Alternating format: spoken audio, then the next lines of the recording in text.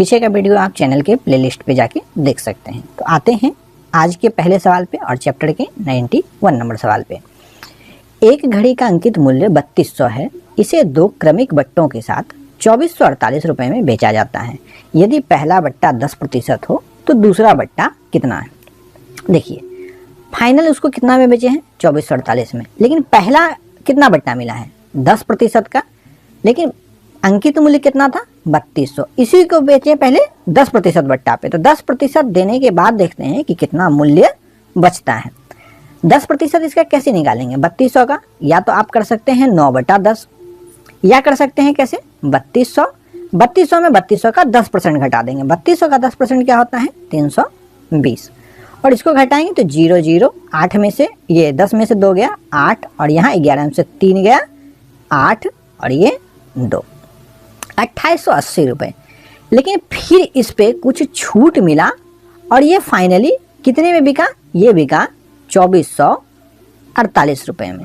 तो ये बताइए यहाँ पे कितने रुपए का छूट मिला, तो घटा के देख लेते हैं। 2448 घटाएंगे इसमें तो कितना आएगा, देखिए 2 3 और ये 4, 432 रुपये का छूट मिला।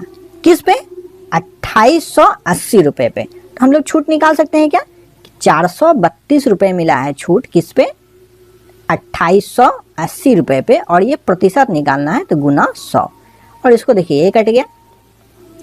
अब इसको काटिए पहले 8 से, 8 पचे 40, 8 चौक 32, ये 8 से 24, 8 छक 48, ठीक। अब इसको काटिए 9 से, 9 चौक 36, और ये 9 छक 54, देखिए 2 दूनी 4, 2 तिया 6, 2 से ये 5, कितना आ गया 15%। मतलब पहला उसको मिला था 10% और दूसरा कितना मिला 15%, ऑप्शन सी।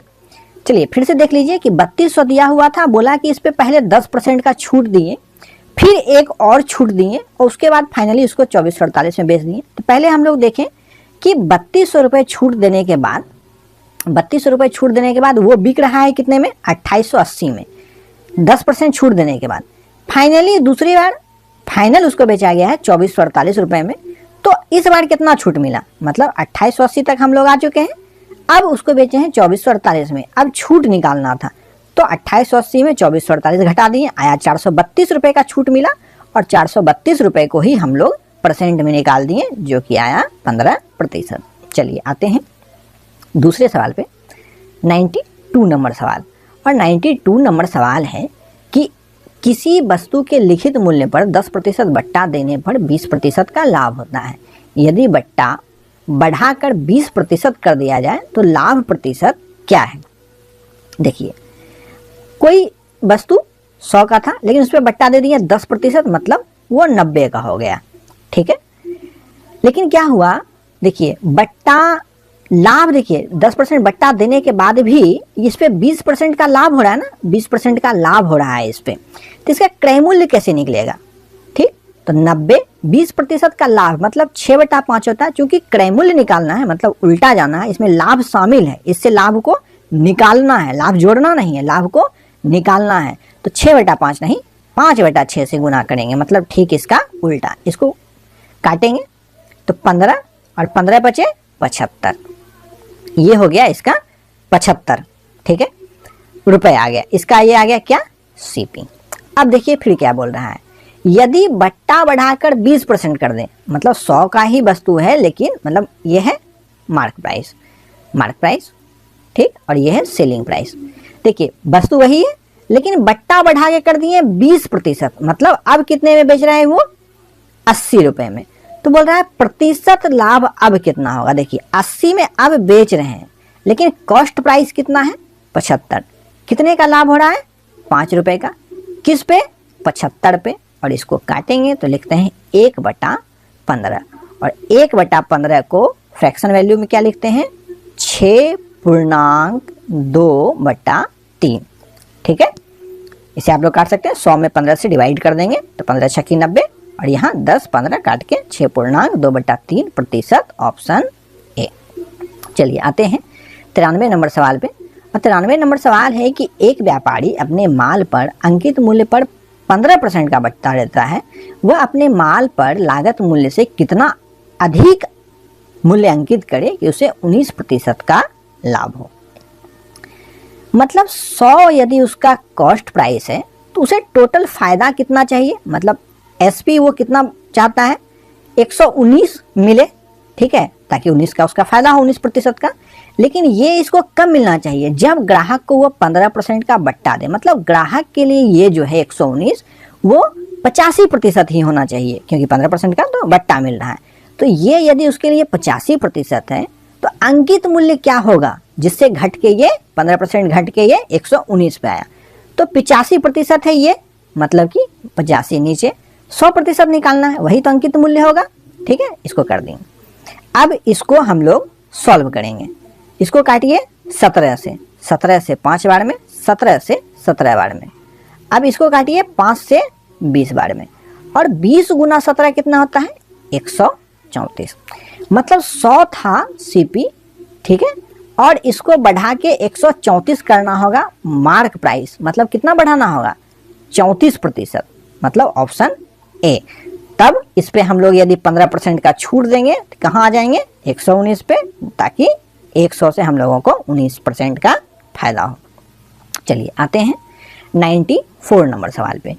एक रेडियो का अंकित मूल्य 4800 है। दुकानदार इस पर 10% का बट्टा देता है तथा 8% लाभ कमाता है। यदि वह कोई बट्टा ना दे तो उसका लाभ प्रतिशत कितना है। देखिए अभी क्या बोला कि 4800 है, ठीक है, लेकिन इसे 10% का बट्टा दे रहा है। मतलब बेच वो कितने में रहा है, 9/10 में। इसको यदि करेंगे और गुना करेंगे तो कितना होगा, 0, 9 72, 2, 9 चौक 36, 36 7 43, ठीक है, 4320 में ये बेच दिया। ये एसपी, ये मार्क प्राइस था, ठीक है।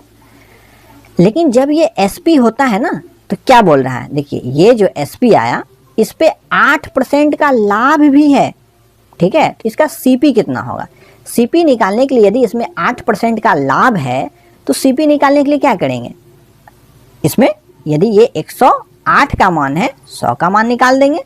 अब देखिए 108 से ये कटेगा क्या, 4 बार में, 100 से 400, 8 से 32 और 0, मतलब सीपी उसका कितना था, 4000। अब आगे सवाल पढ़ते हैं। यदि वह कोई बट्टा ना दे तो उसका लाभ प्रतिशत क्या है। देखिए कॉस्ट प्राइस है उसका इतना 4000, मार्क प्राइस था 4800। अब बोल रहा है बट्टा भी हम नहीं देंगे, मतलब 4800 मार्क किए और 4800 में ही बेच देंगे, इसी को सेलिंग प्राइस बना देंगे। तो 4000 का सामान 4800 में बेचने पे कितने का फायदा होगा, 800 का। कितने पे, 4000 पे। और इसको काटेंगे तो क्या आएगा, 1/5। और 1/5 फ्रैक्शन वैल्यू को क्या लिखते हैं परसेंट में, 20%। चलिए आते हैं अगले सवाल पे, 95 नंबर, कि एक दुकानदार घड़ी के मूल्य में 15% छूट देता है। यदि वह 20% की छूट दे तो 51 रुपये कम लाभ होता है। घड़ी का मूल्य कितना है। आपको एक कॉन्सेप्ट बताया था कि दुकानदार यदि छूट का परसेंट बढ़ाएगा तो उसको फायदा कम होगा, जबकि ग्राहक के लिए क्या होगा, वो फायदा ज्यादा होगा। तो यहाँ पे दुकानदार का बात कर रहा है तो दुकानदार को हमेशा कम होगा। कब, जब 15 से बढ़ा के वो कितना कर दे, 20% छूट। कितना छूट बढ़ा, 5%, लेकिन उसके रुपए में कितना अंतर आया, 51 रुपए का। मतलब ये दोनों बराबर है। पूछ रहा है घड़ी का मूल्य, तो 100% निकाल देते हैं। हमेशा कोई चीज 100% पे ही निकालते हैं। तो देखिए ये इसका 20 गुना लग रहा है क्या, 20 गुना, तो इसको भी 20 गुना कर दीजिए। 2 5 दूनी 10, ये 1020, ऑप्शन डी। कितना सिंपल है, ऐसे आप लोग ही बना सकते हैं, बशर्ते आप लोगों को प्रैक्टिस करना होगा। चलिए आते हैं 96 नंबर पे, कि नरेश ने एक टीवी सेट अंकित मूल्य पर 10% बट्टा लेकर 11,250 रुपये में खरीदा। इसे लाने के लिए भाड़े में 150 रुपये खर्च किया तथा इसे लगवाने पर 800 रुपये खर्च किया। बिना कोई बट्टा दिए 15% लाभ कमाने हेतु इसे किस मूल्य पर बेचा जाना चाहिए। देखिए तो इसके लिए टोटल कॉस्ट प्राइस कितना हो गया। देखिए टीवी कितने में खरीदा, वो 11,250 रुपये में, ठीक है। अब क्या बोल रहा है कि इसे भाड़े पे लाने में 150 रुपये खर्च किया, 150 रुपये खर्च किया, और 800 रुपये खर्च किया इसको लगवाने पे, 800 रुपये इसको लगवाने पे खर्च किया। इसको जोड़िए, 5 5 10, 1 8 2 10, 1 11 और 1 12 का 2, बाकी 1 1 1 2 1, 12,200 रुपये इसका सीपी हो गया, कॉस्ट प्राइस। 11,000 का टीवी, 150 रुपये भाड़ा, 800 रुपये उसे लगवाने में। अब क्या बोल रहा है कि 15% लाभ कमाने हैं तो इसे किस मूल्य पर बेचा जाना चाहिए। देखिए 12,200 रुपये में हम टीवी खरीदें, ठीक है, कौन, नरेश, हम नहीं, नरेश, ठीक। इसको 15% लाभ चाहिए ना, तो 15% लाभ मतलब कितना होता है, 15% मतलब होता है 3/20, और लाभ यदि है तो 23/20, 3/20 में 3 में नीचे वाला जोड़ देते हैं, ठीक। अब इसको सॉल्व करते हैं। इसको सॉल्व करने पे क्या होगा, देखिए 0 0, 2 से 2 6 12, 1 0, 610 गुना 23, ये आप लोग गुना कीजिएगा तो कितना आएगा, 14030, ठीक। ऑप्शन 14030, ऑप्शन बी, आप लोग गुना करके देख लीजिएगा। चलिए आते हैं 97 नंबर सवाल पे। 97 नंबर सवाल क्या है कि किसी वस्तु के 10% तथा 10% की 2 क्रमवार मूल्य वृद्धियां किस एकमात्र मूल्य वृद्धि के समतुल्य है। ये आपको याद करने के लिए हमने कहा था 10% और 20% हमेशा आपके मुंह पे होना चाहिए। कितना, 10 10 20 और 1 21। लेकिन कैसे होता है कि 10 किस फॉर्मूले पे, देखिए a + b + a × b / 100, इस पे भी निकाल सकते हैं और दूसरा भी बताते हैं। तो 10 + 10 + 10 गुना 10/100, 00 00, 10 10 20, प्लस में क्या बचा, इधर कुछ भी नहीं 1 बचा है, देखिए गुना में 1, तो बराबर 21%। या 10% का मूल्य वृद्धि किए, देखिए 10% का मूल्य वृद्धि किए मतलब 10 से कितना कर दिए, 11, फिर एक बार किए मतलब फिर दूसरी बार 10 से कितना कर दिए, 11, गुना कीजिए, 10 10 है 100, 11 गुना 11 121, कितना का वृद्धि हो रहा है, 21 का। बेस वैल्यू 100 है, 100 से ही बढ़ रहा है, तो टोटल 21% हो गया, ऑप्शन सी। चलिए आते हैं 98 नंबर सवाल पे कि 20% तथा 15% क्रमिक बट्टों के समतुल्य बट्टा क्या होगा। इसे भी आप लोग a + b वाले फॉर्मूले पे बना सकते हैं, ठीक है। एक देखिए बट्टा बोल रहा है, लेकिन यहाँ पे क्या होगा, -20 - 15 माइनस गुना माइनस प्लस 20 गुना 15/100, 20 25 100, 5 तिया 15, तो 20 और 15 कितना होता है, -35 प्लस 3 बराबर कितना, -32%। ये माइनस जो है ये हानि को दर्शाता है, ठीक है, -32% ए। या फिर दूसरे नियम पे भी कैसे बना सकते हैं, बट्टा हो रहा है मतलब 20%, 20% मतलब 5 से हो गया कितना, 4, 15% घटेंगे मतलब कितना हो गया, 20 से 17, तो देखिए 20 × 5 = 100, 17 × 4 = 68, तो 100 से हो गया 68, कितना घट रहा है, 32 पे, बेस वैल्यू क्या है 100, तो 32% यही रह जाएगा, ऑप्शन ए। चलिए आते हैं सेकेंड लास्ट सवाल पे। आज का सवाल है कि 12.5% तथा 10% की 2 अनुक्रमिक छूट के बाद चांदी की एक प्लेट को 6300 में बेचा गया। इस प्लेट का अंकित मूल्य कितना है। 12.5% मतलब क्या होता है, 12.5% मतलब होता है 1/8। आप लोगों ने फ्रैक्शन याद किए। छूट बोल रहा है मतलब 7/8 हो गया। मतलब क्या हुआ कि 8 से कितना हो गया, 7, ये अंकित मूल्य था और ये सेलिंग प्राइस, छूट दे रहे हैं अंकित, ये अंकित मूल्य पे ही छूट देते हैं। दूसरा छूट कितना है, 10% का, मतलब 10 से कितना हो गया, 9, ठीक। अब इसको मल्टीप्लाई करते हैं, 10 गुना 8 80 और 9 गुना 7 63।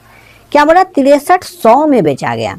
मतलब देखिए छूट दिए किस पे, छूट देके ये हुआ हमारा सेलिंग प्राइस और इसी का मान दिया हुआ कितना, 6300। तो 63 का मान 6300 काटेंगे तो 1 का मान कितना हो जाएगा, 100, तो 80 का मान कितना हो जाएगा, 80, इस पे 00 मतलब 8000। मतलब ऑप्शन ए, 8000 था उसका अंकित मूल्य, उस पर पहले 12.5% का छूट दिए, फिर 10% का छूट दिए और फाइनली उसको 6300 में बेच दिए। किस वस्तु को, जिसका अंकित मूल्य 8000 था। चलिए आते हैं लास्ट सवाल पे और लास्ट सवाल है कि एक व्यापारी किसी वस्तु पर 20% तथा 10% के 2 उत्तरोत्तर बट्टे देते हैं, ठीक है। यदि किसी वस्तु से उसे 108 मिले तो उस वस्तु का अंकित मूल्य कितना था। देखिए यहाँ पे सवाल को क्या करेंगे कि 20% का पहला छूट दिया, 20% मतलब 4/5, मतलब 5 से कितना हो गया 4, ये मार्क प्राइस और ये सेलिंग प्राइस। दूसरा बट्टा कितने का दिया 10%, 10% मतलब 10 से हो गया कितना 9, मल्टीप्लाई कीजिए 50 और ये 36। लेकिन बोल रहा है कि उसको बेच के 108 रुपये मिले, हम लोगों का तो 36 आ रहा है, तो 36 बराबर किसके हैं 108 के। कितना गुना है देखिए 36 तिया मतलब 1 बराबर कितना है 3, तो 50 बराबर निकालना है, तो 50 गुना 3 कितना होगा 150। Option D.